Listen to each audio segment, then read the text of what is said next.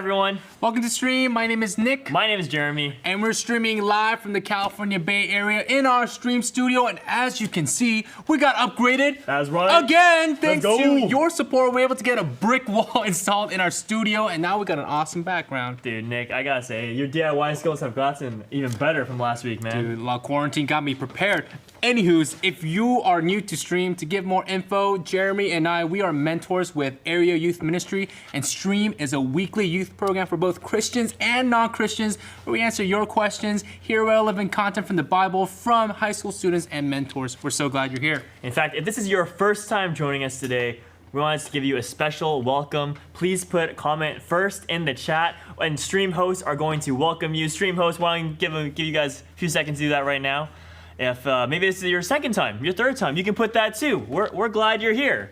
All right, so in fact, there's gonna be an opportunity later today at the end of the program called Stream Teams, where we're gonna invite all of you guys to come on, and we're just gonna have conversation and time to interact. So we encourage you to join that after the episode is done. So speaking of tonight's episode, we're going to be continuing our series titled The Prodigal.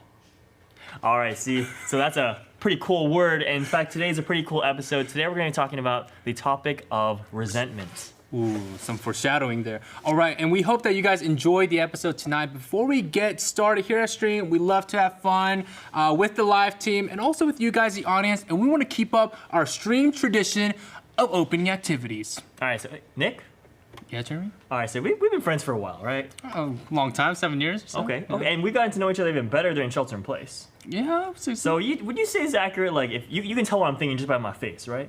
I don't know if I can. All right, well, we're gonna find out tonight on today's icebreaker called Hold That Face. All right, so as you can see, we got the game here, but by some movie magic, we got the game right here. So the way this game is going to work is there are 4 decks of cards with emotions. The emotions are sad, mad, scared, and happy. I thought they were gonna all rhyme for a second. That wouldn't make any sense, but that's okay. We got 4 emotional decks.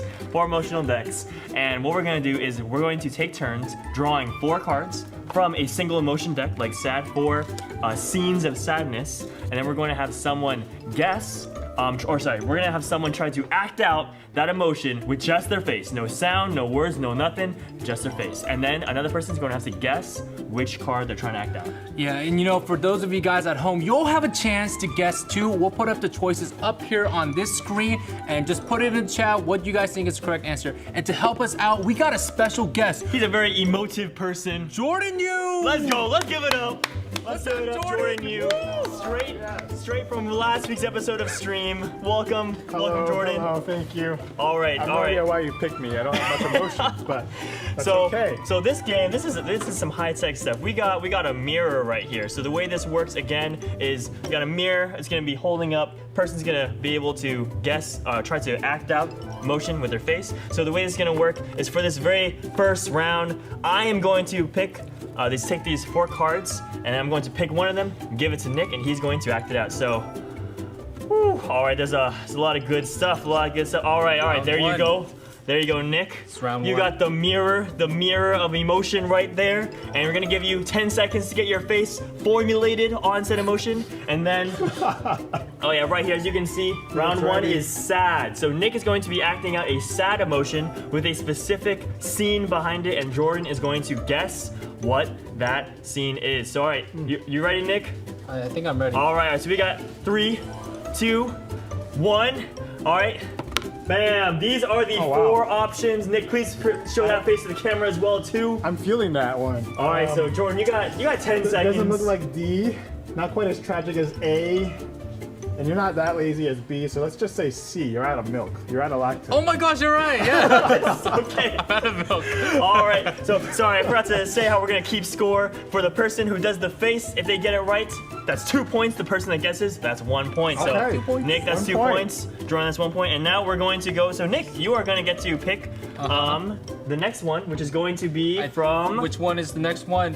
What's the next one? The scared deck. Next slide, Let's go to the please. next Next slide. slide. Oh, The it's the scared one. Okay, deck. next slide. The scared deck, and then Jordan is going to be making that face, and I'm going to guess. What in the world? All right, Jordan. I don't know if Jordan's not a very scared guy normally, so this is I like this one. require some acting. some Is that avant-garde Is that acting. French? Oh gosh. Alright. Okay. Alright, so I'll go on this side so that Jordan can Okay, tell me when. Alright, so Jordan can make his face towards me and towards the I camera. see smartphones out. Okay. No recording this. Alright. So alright, Jordan, whenever you're ready, you can make that face. Oh my goodness, okay. Alright, there's a yo man, dude, there's a lot of fear going back now. Alright. I don't think he's tiptoeing right now. I don't know he's oh my. Alright. I'm gonna guess A. I'm gonna say Jordan really hopes that's a candy bar in the swimming pool. Wait a second. These are not the right options. It's not the right Oh, that's the option. right options? Okay, let me just see the options we got. And I'm gonna just guess. Okay, no All points. right. No points. Alright. There's no points for that one. Alright. That's okay. That's the one to what Nick, Jordan, what were you acting out? I just insulted someone bigger than me, and I'm afraid. Oh wait, they're but gonna- that is A. Wow, you're like, So is he correct? Oh no. Alright, I got it! So that's A. That's 1 point for me, 2 points for Jordan. Alright, Nick. Jordan, you get to choose the card. Okay. Mad, alright. from these top four. Jordan, you get to choose the card from the top 4. And then you're gonna select one, give to me. I'm gonna try being mad. Don't get mad. Get glad. This one's very relatable. Oh my goodness, okay. All right, this is All the right. last round. The last round. This is the make or break. The make or break. There you go, Jeremy. All right. Okay. All right. Okay. All right, let's have the options. Okay. Oh. Wait, am I guessing? I think so. Oh, that's right. No, Your maybe dog not A. Is it hard to hold my face like this. Cutting some onions. is it C, the third person in a row to ask you why you look so angry today? No. Okay. I think these are. These No. are very different. No, not quite. You got some cards Sorry, mixed we up got the here. cards mixed up from the slide, but you know what? Here's the options, Nick. You can pick gosh. choose one of them that you think it was. What's That's the point? Okay. That's okay. The audience is the slide's wrong off. options. But Nick, you just choose the card. We're playing the You're game old speculating. school. Oh, you're an evil villain and your plans That's got foiled. right. Okay. It was that. It was Okay. that indeed. Okay, so Oh, wow. goodness. So please in the chat put down who you thought emoted the best in this game of Hold That Face. Comment what game you want us to play next with Jordan. And Jordan, thanks me. for coming I'm on. coming back, am I? Thanks for coming on this week's episode of Stream. We'll see you next time. Oh, I didn't know it was a contract. Thank you so much. Bye, Jordan. Thank you so much. Woo, okay, that was a lot. That was fun. That was man. I was just All trying to right. put myself in the shoes so of that villain. on to tonight's topic, resentment. That was a lot of fun. Because you know, I was being pretty angry just now with that You were. face, and that was a face of resentment, one might say. it was. Yeah, and so what do you got going on tonight, Jeremy? Okay, so on this topic of resentment, maybe you might not show it the way I was showing that face just now of like, you're not walking around when you're resentful looking like the way I look just now. I can't even do it right now. My face is too tired. But this is a pretty strong word, resentments, and actually Daniel from the stream teams and we took AYM to the streets and we interviewed a few people just to ask about this kind of topic of like some emotions that they're feeling, of how they may have been feeling tired lately. So here is what we found out. We're asking people how they've been feeling during COVID. Hopefully we get some good answers. During COVID, I feel like I've been tired of ordering DoorDash to my couch. I will say maybe not being able to go outside, not able to enjoy the nature, and not able to meet my loved one. I'm tired of wearing a mask. I'm doing it, of course, but I'm so tired of it. I'm tired of not being able to see people. Not having a living wage. Okay, I feel tired of school. I'm really tired of school. Yeah. I am tired of not being able to go to the restaurants I usually go to. Thanks for going to ask those questions, Jeremy and Daniel. And yeah, the pandemic has been a tough time for all of us, especially since it's been going on for so long now. And even if we started off well, the daily grind, just having to be at home can really wear us out. Yeah, I think that feeling of being tired, it's a pretty common one. I don't think it's just the pandemic though. More than that, I think there are ways that people could be feeling tired of Christian life as well. Some of our Christian friends also shared from their own experience on this as well too.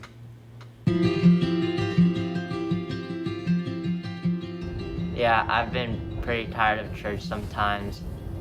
Sometimes I just want to go and skate with my friends, especially on Sundays because I have to stay at church, or I feel like I'm obligated to stay at church. I feel tired of having to reflect on myself because being in school makes me really drained. So whenever I'm not in school, I just want to relax and not have to worry about anything. I get tired of always having to set a good example for others. I think a lot of times church can feel like repetitive and mundane, just something I go to every Friday and Sunday. And sometimes the content can feel like repetitive and like I can have the mentality of like I've heard it before. I've definitely experienced feeling tired of living Christian life and doing the right thing.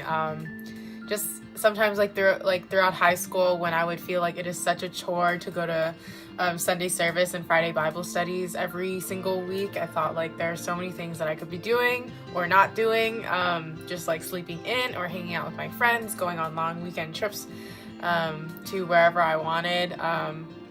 At like some point it started feeling like an obligation to me. Yeah, Bible says that I have to love my neighbor, but then, man, when I started living with people, I hated my roommates and I hated loving them because they were so annoying and they would always get on my back and I had to clean up after them and do their dishes and things like that, and it was the worst. I felt tired of Christian life when I saw my friends getting ahead and getting into better grad schools while I was really struggling to pour into people and love people, but they weren't really responding. A time when I felt tired of Christian life was probably when I saw my friends doing whatever they wanted and just having fun. I always had this fear of missing out on different fun experiences that I could have done if I wasn't Christian. But at the same time, I never wanted to stop being a Christian just because becoming Christian has just given my life a whole new meaning and just like a purpose. All right, thank you for everyone for sharing honestly on those times when Christian life can feel tiring. Yeah, I think what Kelly shared just now is so true. This feeling of FOMO, fear of missing out, not being able to do what other people can do. And for me growing up, I would spend my weekends at church. I was following the rules that others didn't have to, and sometimes I feel a little resentful. And I would think to myself, why do I need to be good? I'm tired of these obligations of Christian life. What's in it for me? And to help us think through this topic tonight, we have Roy again and a special guest to talk about resentment and this very sentiment of what's in it for me in this week's segment and session of Questions Corner Live. Take it away, Roy.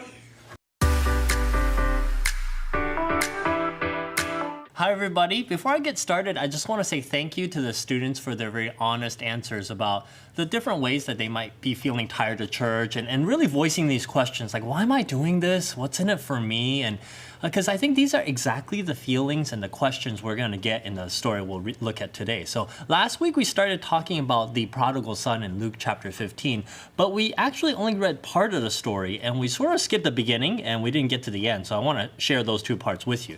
And so just to back up a little bit, the setting of this story was there were some people who were criticizing Jesus for hanging out with like shady, sketchy people like sinners, And so Jesus says, let me explain myself and why I hang out with them. And so let me tell you a story.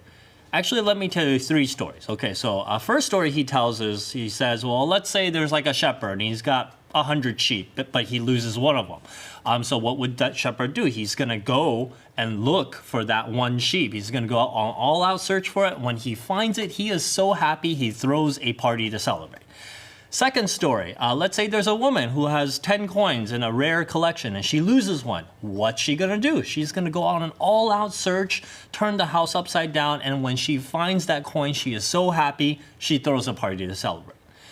Then we get to the story that we started last week, the third story. So Jesus says, let's say there's a man who has 2 sons and one of them kind of becomes lost. He says, Dad, give me the money that's supposed to be mine for my inheritance so that I could leave home and like live it up, right? You know? And so dad gives him the money. He goes and he blows it all on wild living, ends up so poor he has to feed pigs to survive.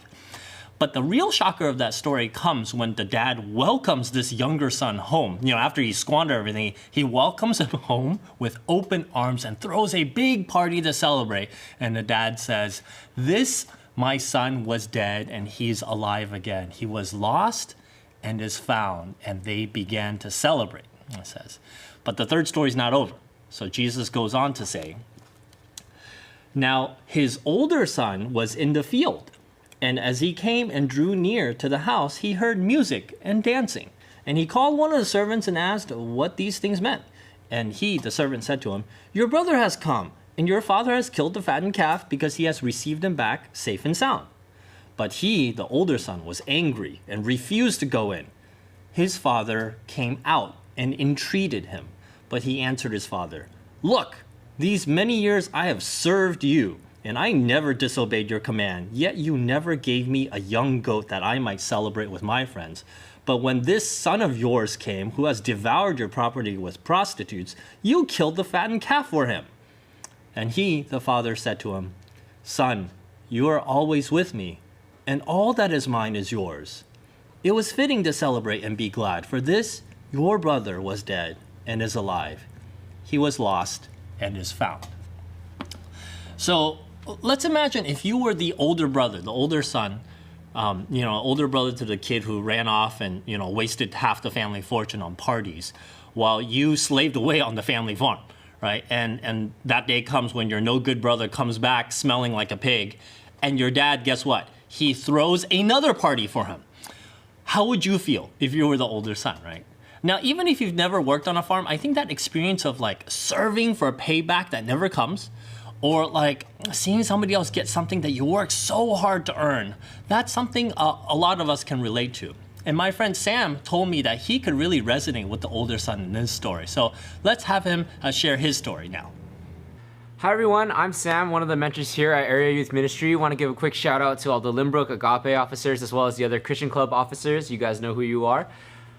So I was born into a Christian family. My parents were church planters, and so I ended up growing up in church my whole life as well. I was that kid at church that parents would compare their kids to because I was very by the rules and obedient for the most part. So for better or for worse, I can really identify with the older son. And as I think back on my life about various things I believed growing up, I realized there's a lot of really strange ideas I had about Christian life. Maybe because I had really bad attention span at Sunday school or something. But one of the ideas I really bought into was that Christian life was about dutifulness. And if you did the right thing, God would give you what you wanted in life.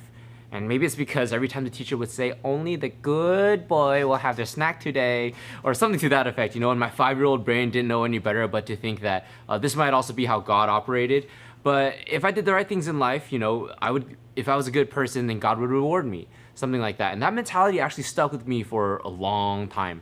I remember when I was in high school, vividly, I remember this, I would pray earnest prayers to God, "Please give me an A+ on this exam." And then I'd list out the ways I was faithful, that I was a good kid, and then say something along the lines of, "God, compared to all I've done, this is a really small ask I have of you, and I promise I'll be even better if you give me this."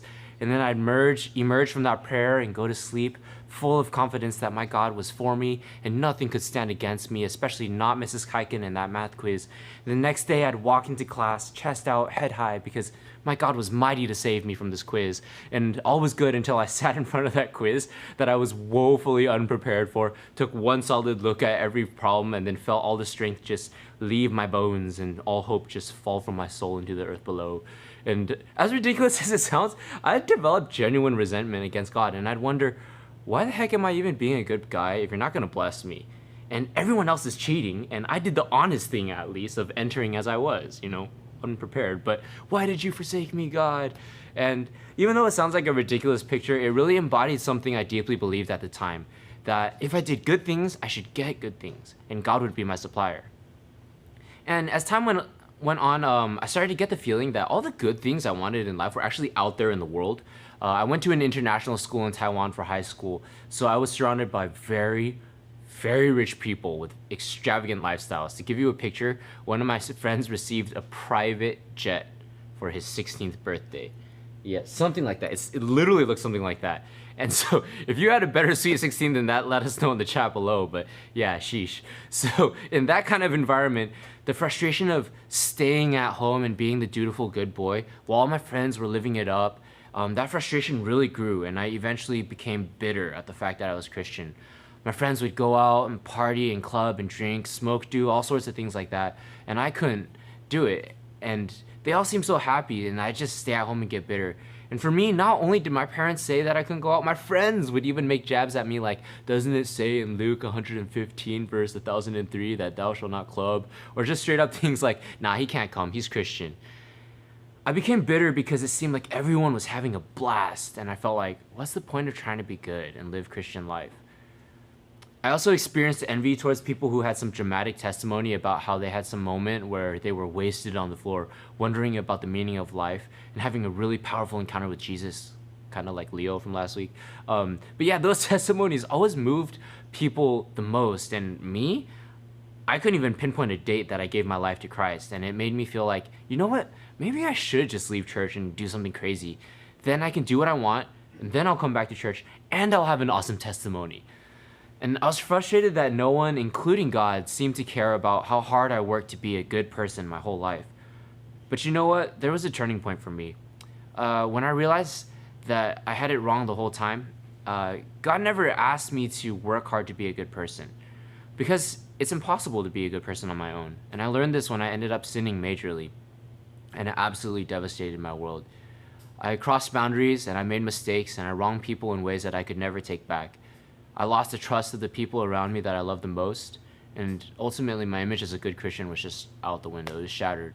And that's when I realized that I'm not the good person I thought I was. And it wasn't like I made a mistake and now I have something to repent about. This is who I am. It's what's in my heart all along. And I finally saw myself as that lost sinner, and I realized I was the one who needed the Father's forgiveness just as much as the prodigal son. And instead of God's judgment for my sinful heart, or my lifelong delusion for that matter, I experienced forgiveness through the cross of Jesus when I confessed my sins. It was when I saw myself as a sinner who can't be a good person on my own that the message of the gospel finally became good news to me. And all the resentment that had piled up in my heart over the years melted away and became gratitude. So thank you, Sam, for sharing so honestly. When I read the story of the two lost sons, I really sympathized with the older son. You know, maybe it's because I'm an older brother, older son. But like Sam, I'm a dutiful person, and I just want life to be fair, you know? And if I'm gonna serve God, you know, I'm sort of like, okay, that's fine, but he better pay me back. And I don't know how many of you have had like a part-time job or worked before. My first job was as a cashier at Target. And so let's say if I go there and I work a full 8-hour shift, and at the end, all they gave me was a free hot dog from the food court. Like, that would be pretty messed up, right? And here the older son is saying his dad didn't even give him the hot dog. You know, it sounded like he just slaved away on the farm and he didn't even get this young goat so he could celebrate with his friends. And that seems like a really unfair situation, right? And I'm gonna come back to that sense of unfairness. But for first, I just wanna note that the older son said, I want a goat, you know, a young goat to eat. And you know, and back in the farming community, like, you know, animals, it's basically like a load of cash, right? And so, and he wanted that goat and he wanted to celebrate with his friends. So in other words, he didn't want to hang out with his dad, right? He wanted to be with his friends. And if you think about it, he actually wants exactly the same thing that his little brother did. He says, I want a bunch of money to leave home and live it up with my friends. So even though the older son never actually physically leaves home because he stayed on the farm to like work for dad and like slave away, you know, in his heart, he had the same plans as his younger brother. And in Sam's story, you find out he's like that too. He acted like the good boy at church, but he really wanted to go, you know, club and drink and smoke with his friends. And while he never actually got to do it, but he felt like, oh man, if I could, that would be such an awesome plan, right? But what Sam and, you know, the older son in the story, they sort of forgot is that the younger son had that awesome plan in mind too, except when he carried it out, he basically turned into a pig, right? So if you remember last week, Leo shared with us his story about how he partied and ended up wasted on the floor and wondering about like the meaning of his life. You know, but as he was sharing that, I just wondered, did any of you guys really envy Leo? You know, like, did you really want to like, wow, if I could experience that, you know, puking my guts out on the floor of a public restroom and having existential thoughts, and then maybe one day I could share about that on stream. You know, I don't know. I kind of feel like Leo, if he was here, he would say, like, Sam, you don't need to have FOMO. You didn't miss out on too much, you know? And I really appreciated Leo coming and telling us the truth about that kind of life. Because most people who do what he did would act like, you know, if you ask them, like, what's it like to go party? What are they going to say? They're going to say, oh, it's awesome, man. You should have been there. You should come next time. Because nobody's going to admit that they ended the night hugging and hurling into a toilet and feeling like trash, you know?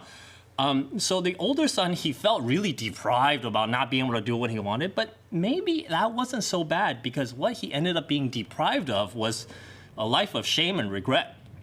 And that feeling of being unfairly treated, you know, not getting paid for services rendered. You know, that was his perspective, the older son's perspective. And in a way, he's right because it's true, his dad didn't pay him for working. But his dad also had a very different perspective on that whole situation. Because remember, the dad was like, wait, you want me to pay you? Why would I pay you when we already own everything together, you know? It's kind of like how sometimes when my family would go out to eat, my wife and I would sometimes say like, oh, honey, you know, like, let me get this one for you, you know? Let me get this one for you. It's on me, I'll treat you. It's really silly, right? Because the money belongs to like the both of us. So like that's strange because we're family. We own everything together already. And so that's a different way of looking at the situation. So in his first letter to the Christians at Corinth, Paul talked to those Christians about how they shouldn't be jealous about each other. And he says this thing here. He says in 1 Corinthians chapter 3, he tells the Christians, for all things are yours, whether the world or life or death or the present or the future, all are yours. Everything is yours, and you are Christ's, and Christ is God's. So when you became a Christian, you became part of God's family. And, you know, God's our Father, which means we're all brothers and sisters. And in a family, we share everything. That's what it means to be family. And that's why the dad in the story says, son, you're always with me. And all that is mine is yours. Right? That's God's heart. He doesn't see us as servants who he needs to like pay off because as far as he's concerned, everything he has is already ours. And what does God have? What does God have? What does God own as like the Lord and Master of the universe? So the last time I was in Yosemite National Park, I remember looking at Half Dome, you know, that giant rock, and thinking to myself, wow, it's so cool that my Father in heaven owns this place because that means I kind of own it too. It's just too bad the United States federal government doesn't realize that, but it's okay because one day all this is gonna be mine, you know, like I had the thought. So compared to what God owns and shares with us, like all the stuff we want, whether it's a goat or grades or a girlfriend or boyfriend, you know, from God's perspective, maybe he's feeling like we're not asking too much, but we focus on and settle for so little. When he has given us so much, he has given us the present, the future, heaven, eternal life, you know? And I was thinking how often we don't appreciate what we have from God as much as we should. You know, it's sad, but a lot of times you don't appreciate something until it's gone. So when I was a Boy Scout, my favorite part of every single camping trip was coming home and taking a shower. Because I remember I would be so thankful for soap and running hot water. And I realized I didn't appreciate these things until they were gone for even like a weekend, you know? And so the younger son, he didn't appreciate that his dad was so generous until, you know, he was gone, until he realized like, oh, I'm in the far country and, oh, wow, it's true. There's no such thing as a free lunch. They wouldn't even give me the pig's food, you know? And that's something the older son did not appreciate, the generosity of his father. But you know what? The older son didn't need to like leave home and feed pigs to discover that, you know?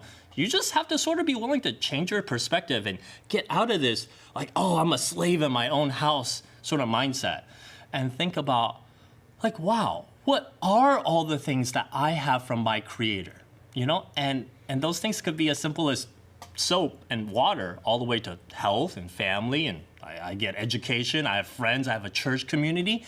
It's sort of cliche, but it does really help to count our blessings every now and then. And one thing we learn to appreciate more and more as we get older, I think, is our salvation, is the fact that God always forgives us of our sins, no matter how many times we run away from home and come back smelling like a pig.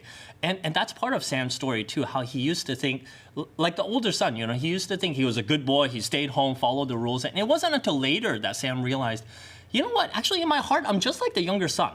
You know, I want the same stuff too. I just want to take everything God's given to me and run away and do my own thing. And it was when he realized he's not actually all that good, that he wasn't actually racking up a lot of righteousness credits with God, that Sam realized, wow, Jesus dying on the cross, like he didn't do that for like some bad boys out there. He did that for me, you know, and that's when the gospel became really good news for him again. So if you're maybe feeling like this older son, feeling like, oh, I'm stuck at home, kind of bitter and resentful, you know, actually a good way to deal with that is to try and answer this question. What's in it for me?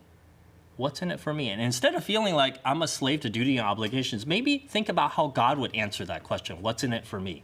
I think I would say, what's not in it for you? Because God says everything I have, everything that is mine is yours. So the way I think out of that resentment mindset is to remember, we're not slaves, we're beloved sons and daughters of God. And on top of all the everyday blessings that we enjoy, God gives us forgiveness of sins, eternal life. You know, God's not holding out anything from us. The God who even gave us his one and only son that we might be saved from our sins. He shares everything with us. And he just wants us to return home in our hearts. And whether you're a lost younger son or a lost older son, he's just so happy and ready to celebrate when any one of us decides to come home. And so next week, we're going to finish out this story by talking about what it looks like to come back home to God. All right, that's all I have for today. Back to you, Nick and Jeremy.